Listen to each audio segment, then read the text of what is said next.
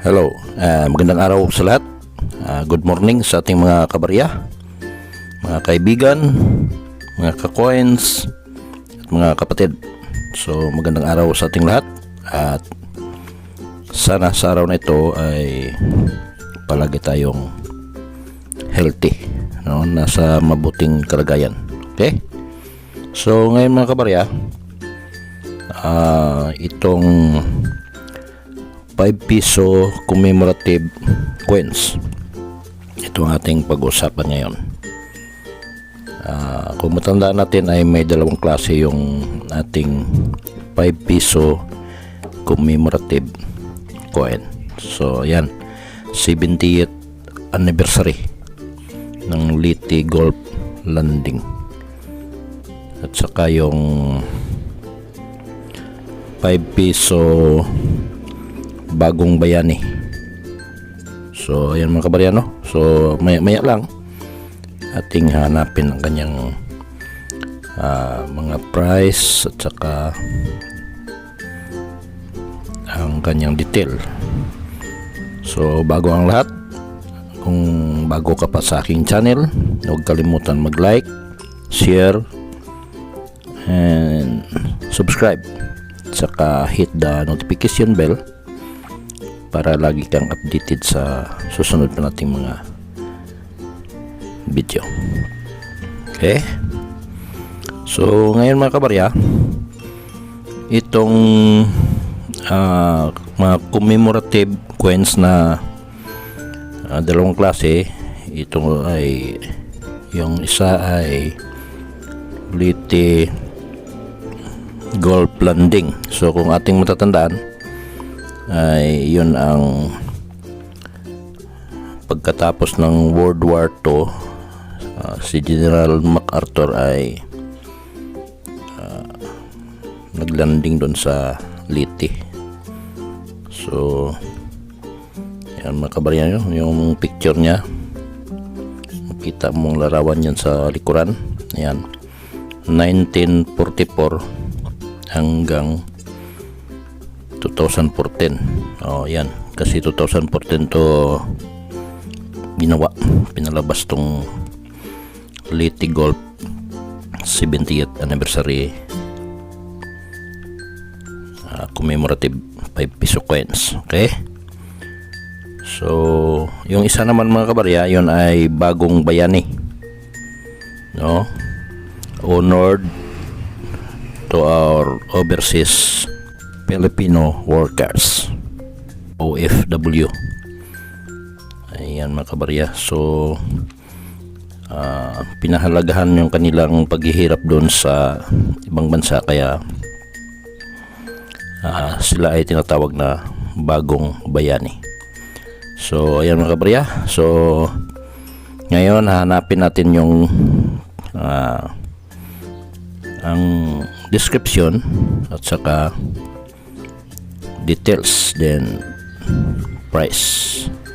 I-update natin yung price kasi matagal na hindi natin update to.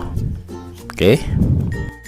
So yan mga kabaryano, yung ating Leyte Gulf Landing na commemorative coin. So ito yung kanyang kasaysayan. So the Battle of Leyte. So labanan, ayan, in the Pacific campaign of World War II was the amphibious invasion of the islands of Leyte in the Philippines by American forces and Filipino guerrillas under the overall command of General Douglas MacArthur, who fought against the Imperial Japanese Army in the Philippines, led by General Tomoyuki Yamashita. The operation may codename King To. Okay, lands the Philippine campaign of 1944 and 1945 for the recapture and liberation of the entire Philippine archipelago and in almost 3 years of Japanese occupation. So yan yung paglanding ni General MacArthur sa Leyte. Yan, General MacArthur ang kasama sa kanyang mga staff, accompanied by Philippine President Sergio Osmeña. Yan mga kabarya, no, sa land at Red Beach, Leyte noong October 20, 1944. So yan mga kabarya yung history ng ating commemorative quoins, no, noong October 17 hanggang 26 ng Disyembre 1944. Ayan. So initial phase involving 6 army guerrilla phase under 8th Army continued until March 1945. Ayan, location is Leyte Islands, Philippines.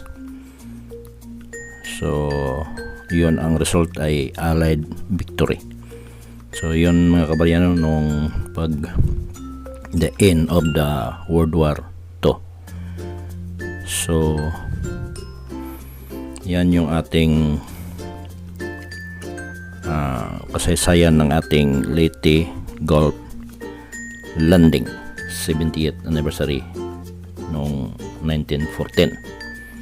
So ngayon mga kabarya, ito ang kanyang description and details. So ayan, type circulating commemorative coin, year 2014, value 5 piso 5 HP.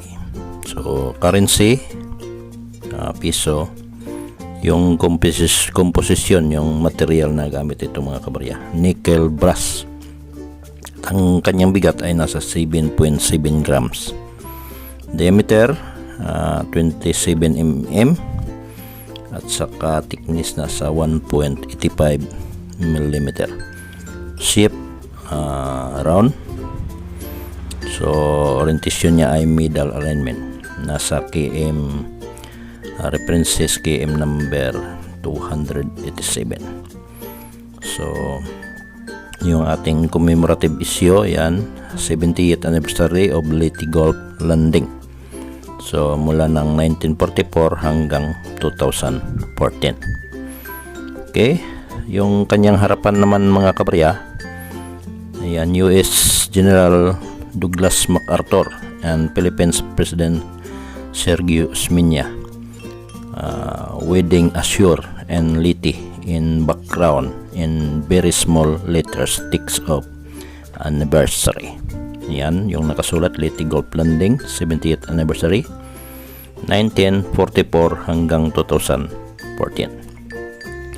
Sa likuran naman yung 5-star rank in Sanya of a US General, then bank symbol.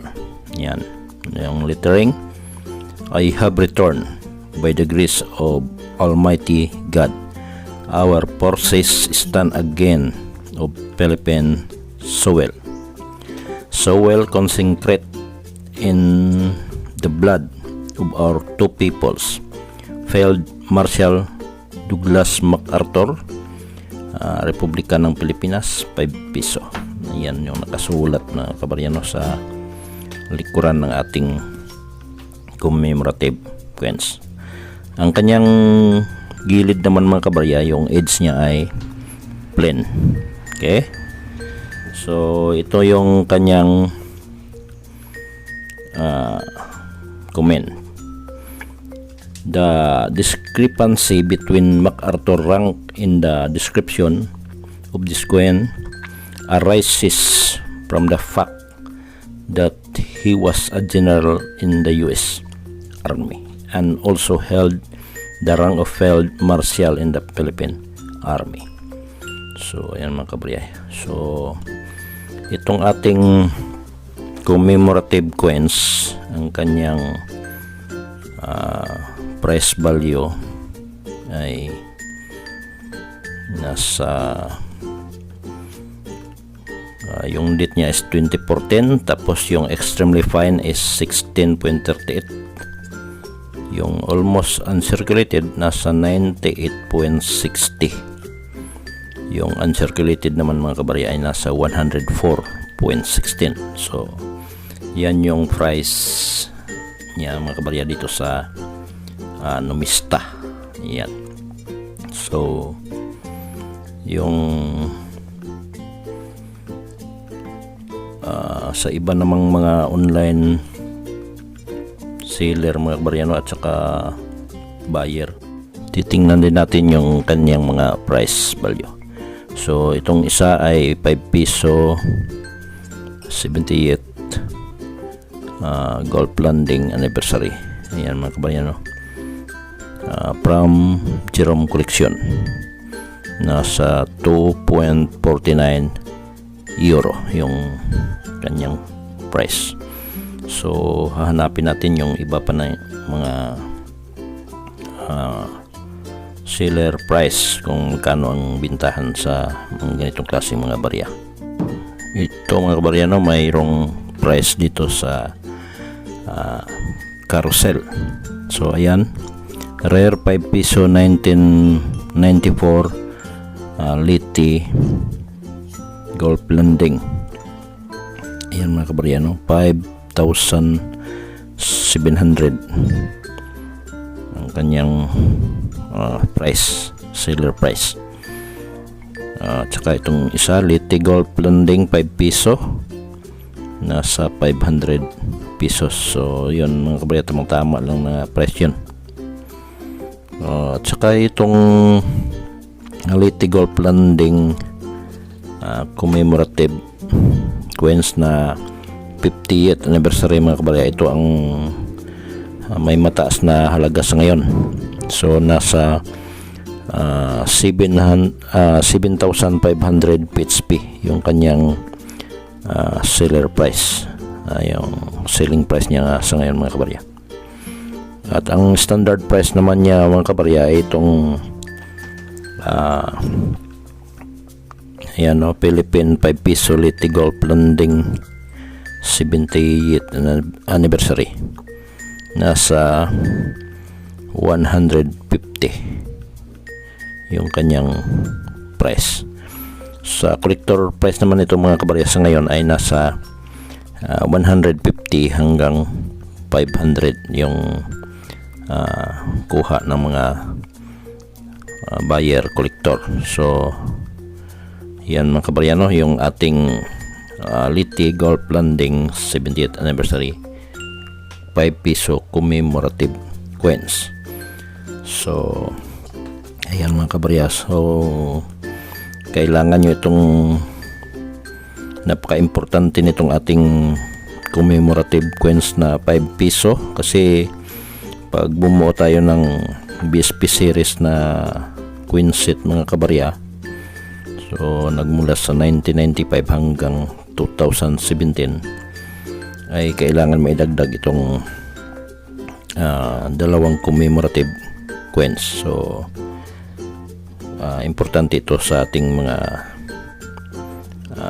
coin set, kaya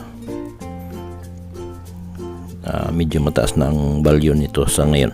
So ayan mga kabarya, yan yung ating commemorative coins na 5 piso. At hanggang dito lang muna yung ating usapan about 5 piso commemorative coins. At ulitin ko, magandang araw sa ating lahat at maraming salamat sa inyong panonood. So huwag kalimutan mag-like, share and subscribe sa aking channel, OMG TV channel. At ulitin ko, magandang araw sa lahat and God bless you all.